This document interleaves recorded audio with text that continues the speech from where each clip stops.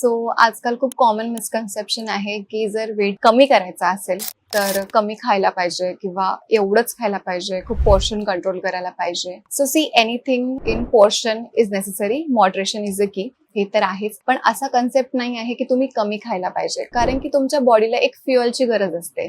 तुमचं एक constant BMR असतं. जर तुम्ही तुमच्या बीएमआरच्या प्रमाणे तेवढे कॅलरीज तुमच्या बॉडीला देतच नाही आहात and you are suddenly crashing down to 1000 and 112 calories, so this is not very healthy for your body in metabolically, कारण की मेटाबॉलिक कंडिशन्स याच्याने अराइज होऊ शकतात. This is also not like a weight loss diet, but it is actually the crash diet, कारण की बॉडीला जे हवं तितकं प्रमाणात सगळं प्रोव्हाइड करणे गरजेचंच आहे. सो कमी खाणं is not a go to solution. तुमच्या बॉडीचे नीड आणि हंगर ऐकणं, त्याला लिसन करणं आणि त्याच्या अकॉर्डिंगली तुम्ही फूड घेणं is very important. So balance portion of meals are necessary. So basically तुमची मील प्लेट बॅलन्स असायला पाहिजे रादर दॅन लेस. ठीक आहे. सो त्याच्यामध्ये good amount of fibre, protein, carbs. You can go for complex carbs in that way. आणि apart from this तुमचे probiotics and prebiotics has to be the part of your plate. जर हे सर्व आहेत तरच आणि तरच this can help you to get weight loss or the desire weight. This can help you to achieve your weight goal. So तुम्ही actually हे जेवण प्रॉपर जे बॅलन्स्ड मील आहे ते खायला पाहिजे, कारण की आपल्या बॉडीची प्रक्रिया असते की मॅस्टिकेशन, च्युइंगची. जर ही होत नाही आणि तुम्ही फक्त लिक्विड्स आणि सूप्स आणि सॅलड्स वरती डिपेंड आहात,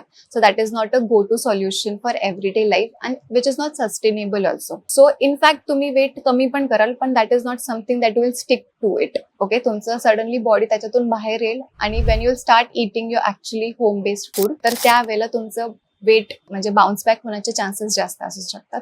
सो कमी खाणं is not a solution. Eating right is the proper solution.